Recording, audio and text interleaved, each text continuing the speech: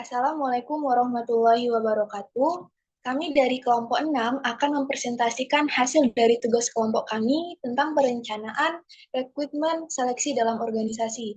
Sebelum kami melanjutkan dalam penjelasan pemaparan materi, izinkan kami untuk memperkenalkan diri. Perkenalkan, nama saya Nadia Natasha dengan NIM 14122000197. Saya Kipti Raihan Aziza dengan NBI 14122000182. Saya Imrahania Nindita dengan NBI 14122000193. Saya Syafil Nur Wahid, NBI 14122000203. Saya Karisma Dwi Rahayu dengan NBI 14122000216.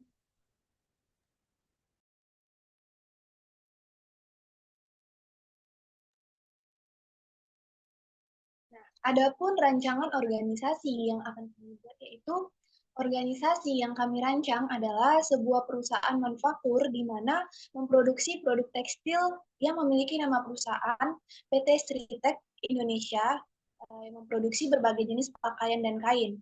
Struktur organisasinya terdiri dari kerangka kerja yang mengatur bagaimana tugas, wewenang, tanggung jawab dibagi dan dikoordinasikan dalam perusahaan untuk mencapai tujuan produk tekstil. Nah, elemen-elemen kunci dalam struktur organisasi tekstil meliputi departemen, jabatan, tingkatan hierarki, dan jalur pelaporan.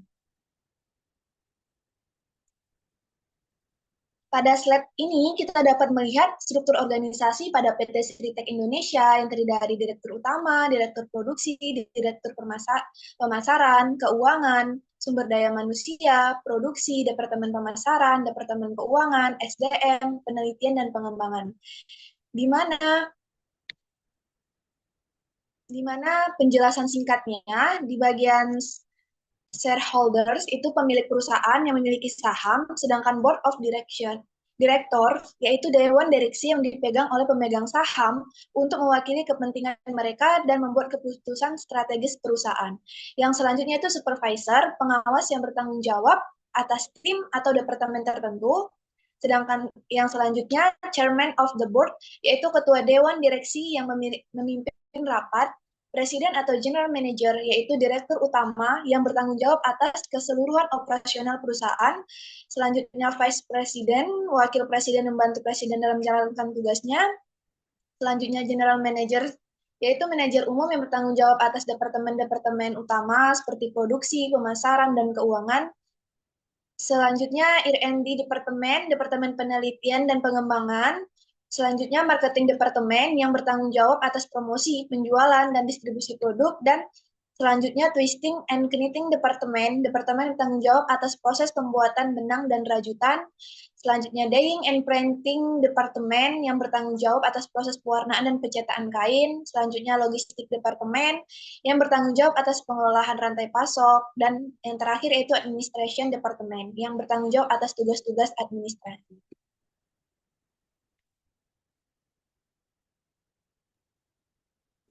Selanjutnya, perencanaan sumber daya manusia, kebutuhan SDM.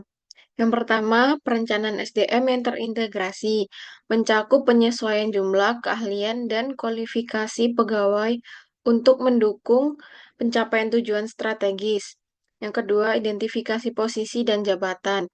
Analisis jabatan perlu dilakukan untuk memastikan tugas, tanggung jawab, dan spesifikasi jabatan terpenuhi, mencakup deskripsi pekerjaan dan persyaratan pekerjaan. Yang ketiga, perkiraan permintaan dan penawaran SDM. Organisasi harus memperkirakan kebutuhan jumlah SDM di masa depan berdasarkan target operasional, pertumbuhan, atau ekspansi bisnis. Yang keempat, efisiensi dan efektivitas. Memastikan bahwa karyawan ditempatkan sesuai dengan keahlian masing-masing, mengurangi biaya berlebih, dan meningkatkan produktivitas. Yang kelima, proyeksi jangka panjang. Organisasi perlu mempertimbangkan faktor eksternal atau perubahan ekonomi, teknologi, sosial, dan politik, dan internal atau reorganisasi perubahan strategi untuk memastikan kebutuhan SDM tetap relevan.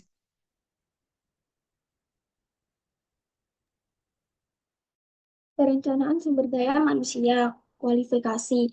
Yang pertama, kompetensi yang diperlukan. Sumber daya manusia harus memiliki kompetensi sesuai dengan kebutuhan jabatan, baik secara teknis maupun non-teknis. Fleksibilitas dan adaptasi.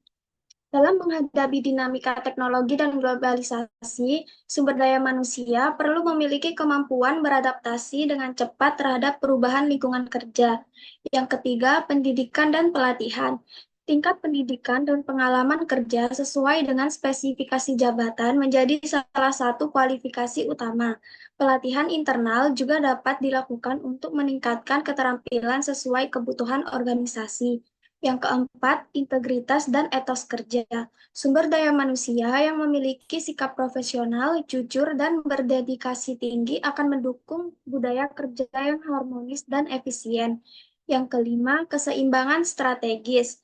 Organisasi membutuhkan keseimbangan antara karyawan dengan kualifikasi manajerial dan operasional untuk memastikan strategi bisnis dapat diimplementasikan secara efektif.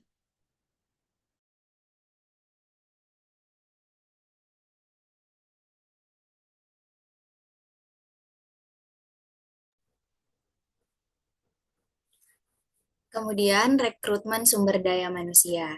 Definisi rekrutmen sendiri adalah proses penarikan sekelompok kandidat untuk mengisi posisi yang lowong. Proses rekrutmen sumber daya manusia dapat dilakukan melalui dua metode sumber, yaitu sumber internal maupun sumber eksternal organisasi. Nah, untuk metode rekrutmen dengan sumber internal sendiri meliputi karyawan yang ada sekarang yang dapat dicalonkan untuk dipromosikan, dipindah tugaskan atau dirotasi tugasnya, serta mantan karyawan yang bisa dipanggil kembali. Nah, perekrutan internal umumnya diterapkan oleh perusahaan atau organisasi yang sudah mapan dan memiliki sistem karir yang terstruktur dengan baik. Nah, keuntungan metode rekrutmen ini sendiri meliputi biaya yang relatif rendah, meningkatkan loyalitas dan dedikasi karyawan melalui promosi, serta meminimalkan kebutuhan masa adaptasi karena karyawan yang sudah familiar dengan lingkungan kerja. Namun, metode ini juga memiliki kekurangan, seperti pembatasan terhadap potensi bakat eksternal yang tersedia dan berkurangnya peluang untuk mendapatkan perspektif serta ide-ide baru bagi organisasi. Kemudian metode rekrutmen dengan sumber eksternal. Metode ini mencakup individu-individu yang bukan bagian dari organisasi saat ini. Pelamar dari luar organisasi membawa ide-ide baru, teknik kerja, metode produksi, atau pelatihan yang dapat memberikan wawasan segar dan meningkatkan profitabilitas. Nah, keuntungan utama dari metode ini sendiri adalah menarik lebih banyak pelamar yang mengarah pada kumpulan kandidat yang lebih besar dan lebih kompeten dibandingkan dengan yang bisa didapatkan melalui rekrutmen internal. Pelamar dari luar organisasi membawa ide-ide baru.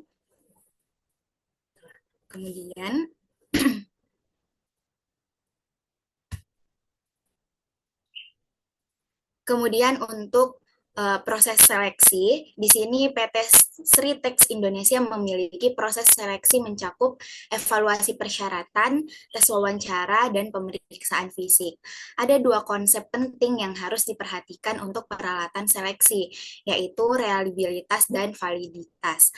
Contoh instrumen dalam seleksi yaitu yang pertama surat-surat rekomendasi, kemudian format laporan, kemudian tes kemampuan, tes potensi akademik, tes kepribadian, tes psikologi, dan wawancara.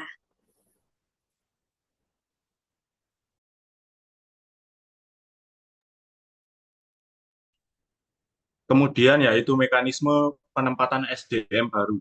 Rencana penempatan meliputi beberapa jumlah tenaga kerja yang dibutuhkan, kemana tenaga kerja yang akan ditempatkan, syarat jabatan apa yang harus dipenuhi oleh sumber daya manusia yang bersangkutan untuk menempati posisi tersebut.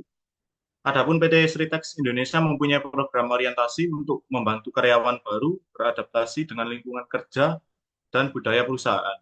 Contoh program orientasinya adalah satu, pendahuluan mengenalkan tim dan struktur organisasi, kedua, peraturan perusahaan, yaitu informasi kode etik, privasi, dan keamanan. Berikutnya, pelatihan teknis, yaitu mengenai produk, layanan, dan sistem perusahaan. Yang keempat, tur kantor, yaitu untuk mengenalkan fasilitas kerja, baik online maupun offline. Yang kelima, sesi sosial, yaitu untuk mempererat hubungan melalui games atau acara-acara tim. Kesimpulannya adalah PT Sritex Indonesia adalah perusahaan manufaktur yang memproduksi produk tekstil seperti kain dan pakaian. Struktur organisasi yang jelas dalam perencanaan, rekrutmen, dan seleksi sangat penting untuk mensukseskan organisasi. Perencanaan yang baik memastikan pencapaian tujuan dan efisien, sedangkan rekrutmen yang terstruktur membantu menarik kandidat yang sesuai dengan kebutuhan organisasi. Seleksi yang tepat memastikan karyawan yang terpilih memiliki kualifikasi yang dibutuhkan, mengurangi resiko kesalahan, dan mendukung produktivitas tim. Ketiga elemen ini saling mendukung untuk menciptakan organisasi yang efisien dan berkelanjutan. Cukup sekian presentasi dari kelompok kami, kurang dan lebihnya kami mohon maaf. Kami akhiri dengan Assalamualaikum warahmatullahi wabarakatuh.